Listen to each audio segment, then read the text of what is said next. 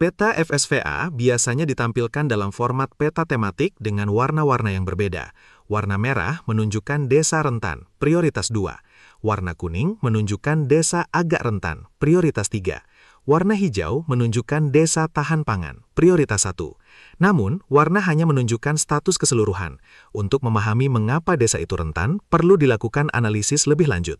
Misalnya, sebuah desa ditampilkan dengan warna merah, rentan. Pertanyaannya adalah, mengapa desa itu rentan?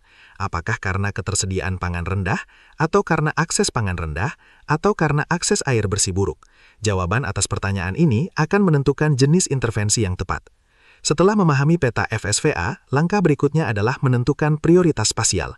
Prioritas spasial adalah proses menentukan desa atau kelurahan mana yang akan menerima bantuan terlebih dahulu. Kriteria prioritas spasial dapat ditetapkan berdasarkan tingkat kerentanan. Desa rentan harus dibantu terlebih dahulu dibanding desa agak rentan, atau berdasarkan jumlah penduduk terdampak. Desa dengan jumlah penduduk banyak harus dibantu terlebih dahulu, atau berdasarkan jenis masalah utama. Desa dengan masalah akses air bersih harus dibantu terlebih dahulu karena lebih mendesak, atau berdasarkan potensi dampak intervensi. Desa di mana intervensi akan memberikan dampak terbesar harus dibantu terlebih dahulu. Setelah prioritas spasial ditetapkan, langkah berikutnya adalah desain intervensi yang spesifik untuk setiap lokasi. Ini adalah langkah yang paling penting, namun paling sering diabaikan. Banyak daerah membuat program intervensi yang sama untuk semua desa. Program yang sama untuk desa rentan dan desa agak rentan. Program yang sama untuk desa dengan masalah ketersediaan pangan dan desa dengan masalah akses air bersih.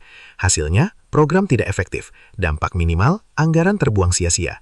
Desain intervensi yang spesifik lokasi berarti, untuk desa dengan masalah ketersediaan pangan rendah, program diversifikasi produksi pangan lokal, pelatihan pertanian modern, akses ke benih unggul.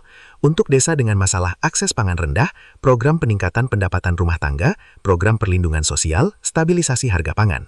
Untuk desa dengan masalah akses air bersih buruk, perbaikan infrastruktur air bersih, pelatihan manajemen air bersih, edukasi sanitasi. Untuk desa dengan masalah pemanfaatan pangan rendah, edukasi gizi, pelatihan memasak bergizi, peningkatan akses layanan kesehatan. Dengan desain intervensi yang spesifik lokasi, setiap rupiah APBD akan digunakan secara optimal.